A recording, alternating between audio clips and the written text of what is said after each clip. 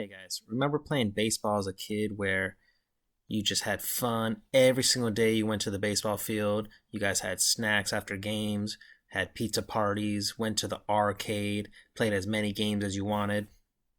Well, imagine doing that every single day. That's pretty much what playing baseball in Europe is like.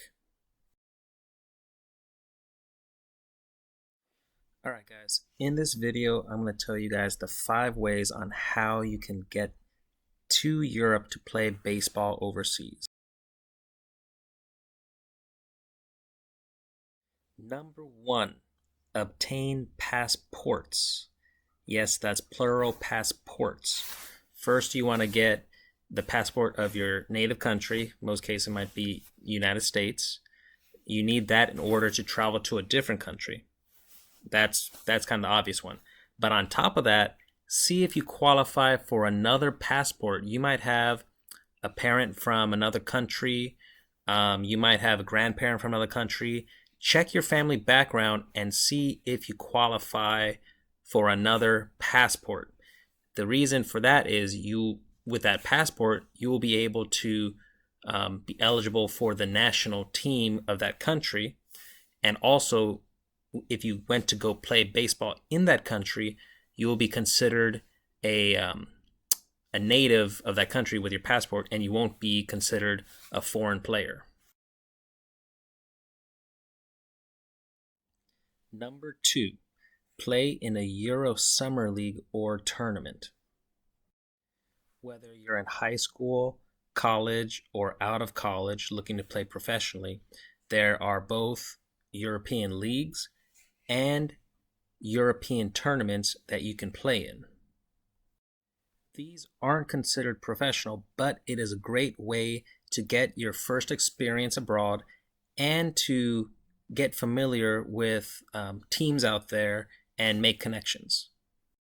One example of a collegiate league out in Europe is it would be about 6 weeks long, and you would fly out there and have a base city where you would start your training.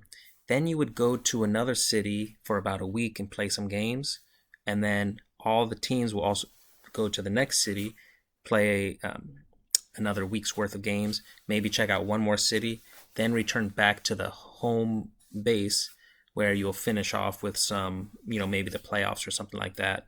And these leagues are a great way to get out there because you're basically getting the European experience, but just in a shorter window, maybe like 6 weeks, could be a month or 2 months. You'll be able to travel to different cities, experience the cultures of different places, of course, see all the sights, eat all the foods.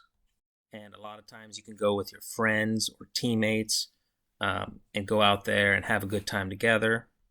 An example of a tournament out there, whether it's, if you're a little bit younger, high school, or even college age, would be a little shorter, might be like a 2-week trip where you go out there maybe to one city like Paris, experience that city to the fullest, maybe check out another city like London for just a couple days, but it's going to be shorter term because it's just a tournament.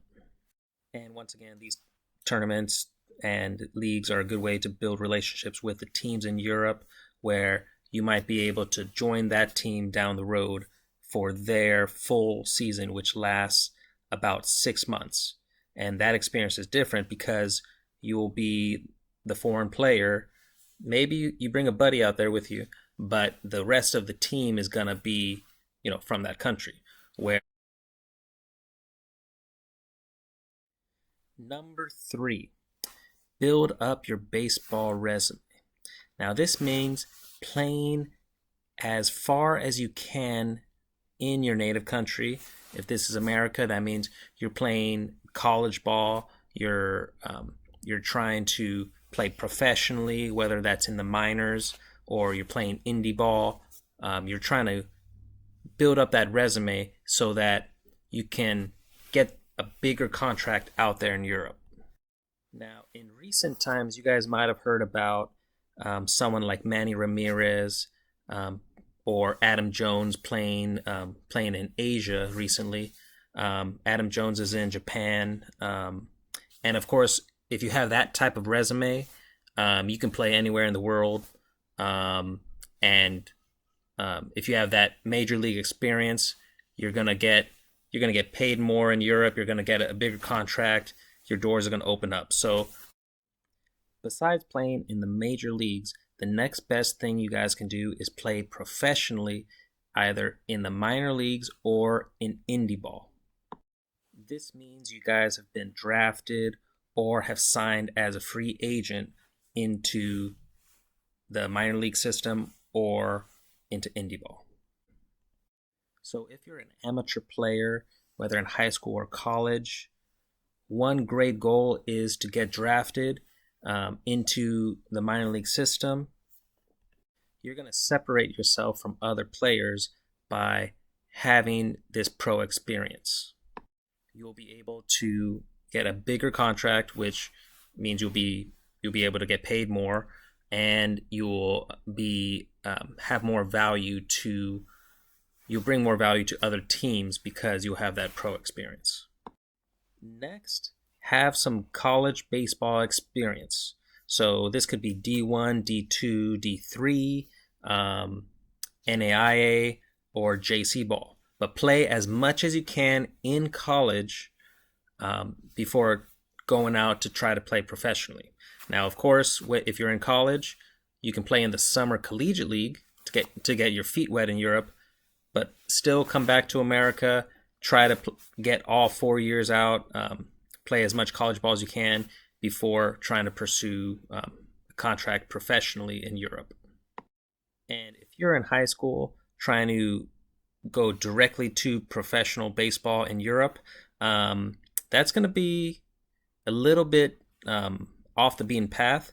You guys might have heard one American pitcher who signed to play in Japan instead of going through the minor league system. So that was a new trend from him. But if you're in high school and you're good enough to go play in Japan, if Scott Boras is your agent, or Rachel Luba, go do that. That's going to be an awesome experience. If you don't have Scott Boras or Rachel Luba as your agent, I would recommend, of course, the tournaments or the summer leagues in Europe. But go to college, get on a team, try out for different teams, and try to play some college baseball. If you're wrapping up your college career and you already know you want to play professionally in Europe, you can also bypass getting drafted or playing in the minors and go directly to Europe. Now, I have a buddy that had a chance to play in the minors as a catcher, but he knew he wanted to go out to Europe and have that experience. So he went directly to Europe, and I think played for like four years in Australia and Europe, and just had a great career because he knew exactly how he wanted to do it. Now, you can do it that way. You can also play in the minors and then go to Europe. But basically, you'll know that Europe is always an option. And when you're ready to do it, go ahead and do it. Number 4, get yourself an agent. After you've built up your baseball resume, your agent is going to do the work for you and contact these teams in Europe and try to get you on the roster. A great resource to get yourself overseas is to use kind of an agency / website called baseballjobsoverseas.com. Now, this is where you make a profile that has all your stats in your resume, and teams in Europe or other places, they can view your profile and select you from there. So it's kind of like the online dating of international baseball. The guy that runs that website, his name is David Burns, and he was an American import player from back in the day who started playing in Austria, then stayed out there, and for the last 10 plus years has been helping um, import players get on teams in Europe and all over the world. Number 5, be your own agent. Now, this means you're doing the work yourself. You're emailing the teams directly. I will say, if you take this path, the website baseballjobsoverseas.com will help you out also, because they have the team's contact information on their website.